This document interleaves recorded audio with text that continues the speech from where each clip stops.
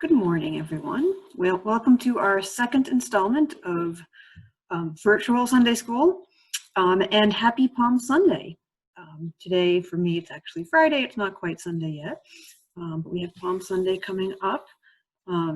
Very important day, part of the Holy Week leading up to Easter.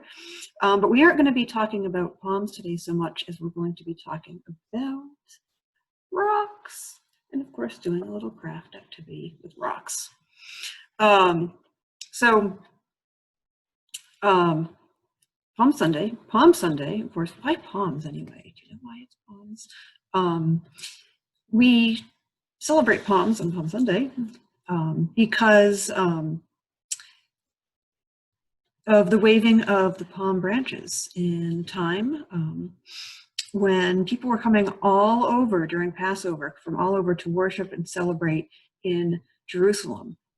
Jesus and his disciples had left the home of Mary, Martha, and Lazarus, and they were joining the crowds to go to Jerusalem to celebrate. Jesus rode into the city on the back of a donkey, and his friends walked along beside him. And it was an exciting time to be in Jerusalem. And people were so excited that they cut off palm branches from the nearby trees and waved them in the air. Others took off their cloaks and spread them in the road in front of Jesus, just to show how special they thought he was. So that is where palms come from, and the story of palms come from. So rocks are, so we're going to be talking more about rocks today, though. I'm going to share my screen here, though, and bring up some, hopefully I don't get any weird things happening with screen sharing. Here we are. So we live in a very rocky place, as you guys know. Rocks are all around us. Our island, Mount Desert Island, is made up mostly of, a good chunk of the island is made up of granite, right? So pretty familiar with all these rocks. And one of the reasons I wanted to focus on rocks today was because rocks are a sign, a symbol of strength and stability, right? One of the things I like to do when I'm out hiking, especially at this time of year on a nice sunny day when it's not so cold anymore, but it's still not totally warm, but the granite will really absorb all the sun. When I'm hiking, I'll go and lie on one of those warm rocks in the sun that's just absorb it all, and just lie there and enjoy this strength of the rock. And I feel like I can absorb some of that strength from the rocks that I'm lying on. And I sort of need that strength these days, because right now, with the coronavirus and having to stay at home all the time and not getting out much, not getting out to see your friends, it's such weird times, and things can feel so airy and light and loose and crazy. And sometimes you just want, when things are so different, sometimes you just want stability, and you just want things to be the same. You just want that strength of the rocks that can bring you. So we're going to be making a rock pendant that can help sort of bring you strength when you feel like you need it.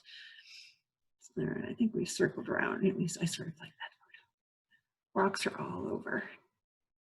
All right, so let me close out of this.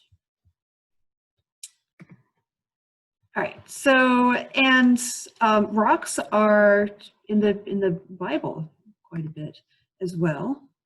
For instance, think about Sarah and Abraham when they set out on their journey to a new land, they not knowing what to expect, just like we don't know what to expect right now, right?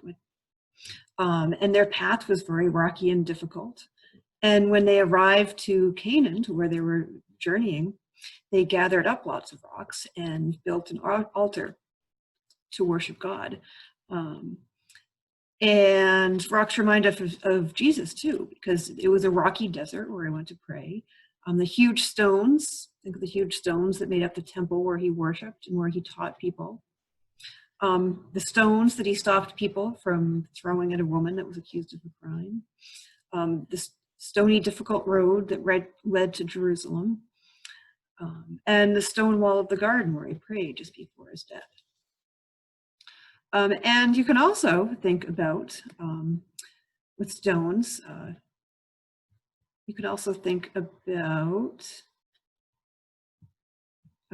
Jesus's tomb, right? So remember that 2 days after Jesus was buried, something very wonderful happened, right? So some women came to bring some spices to his tomb. And when they arrived, a big stone had been rolled away from the cave's entrance and Jesus' body was gone. At first they thought it had just been stolen, but then they noticed an angel, which was a messenger from God who told them not to be afraid because there was good news. The angel said, God has given Jesus new life. Jesus is alive again and will always be with you. The women ran to tell the good news to all of Jesus' friends and disciples. And we use that word resurrection to talk about Jesus being alive again. We say Jesus was resurrected from the dead. And that happened in that rocky tomb. So to remember all of that, to remember the importance of rocks for Jesus and for ourselves, we're going to make a pendant. So you don't need much for this, some sort of rock. Now this rock came from a beach called Herring Cove on Campobello Island. And actually there's a little, in one of those photos, you might have seen a photo that had a couple of little rocks in here, and that was in that same place. That's where this came from. So find some rock that's meaning for you, if you have one, or just find any rock that looks pretty to you outside in your yard. And so rock, yarn, and scissors. And all you're going to do is take your rock, you're going to wrap the yarn. I'm going to leave a little extra on the end here. So, and you're going to take the yarn and wrap it around the rock. Lots and lots of times in all directions, because you're going to want it to stay there. And you're just going to keep unwrapping. I'm going to go ahead and give mine a tie off and then continue. So I'm just going to tie this other end off, and hopefully that'll keep it a little more stable. And then I'm going to keep wrapping, and I can wrap that loose end in too. Around and around, and depending on your shape of your rock, you might want to try different ways of wrapping it, because you don't want the yarn to fall off. I have a nice sort of round, oval, flat rock here, so it makes it easy to wrap. Something sort of oblong too, that would probably the yarn would stay around that pretty well. So just keep wrapping until you feel like you've got something steady. And then you want to leave some extra at the end, because we're going to be leaving that to make a loop that you can either, depending on the size of your rock, you can either, if it's not too big, you could wear it as a pendant, or it's something you could just hang up. I'm not going to use mine as a pendant. I'm just going to have it to hang somewhere in the house. So I'm going to cut it off about that long. Tie up my rock.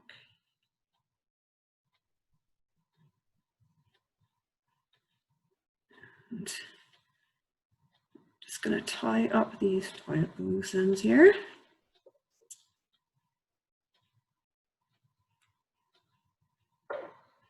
And there is my rock. And if I can make a loop out of this, I have something to hang, loop from which to hang the rock.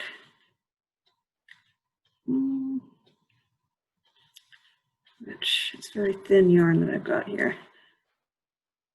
It's left over from a sweater I once made. I was going to put the sweater on to match the yarn as we did this. One time in my life I did a sweater. I'm not much of a knitter. There we go. Now I've got, oops, nope, having trouble tying this off here. Bear with me. There we are. Now I got it. So now I've got a rock pendant to remind me of Jesus and his resurrection out of the tomb, and the strength of the rock and the foundations and the altars that people build out of rocks, the altars to God, as Sarah and Abraham did, and also to remind me of my own strength and the strength that rocks and the land around me and the island around me, the strength that can give me. So enjoy your rock activity.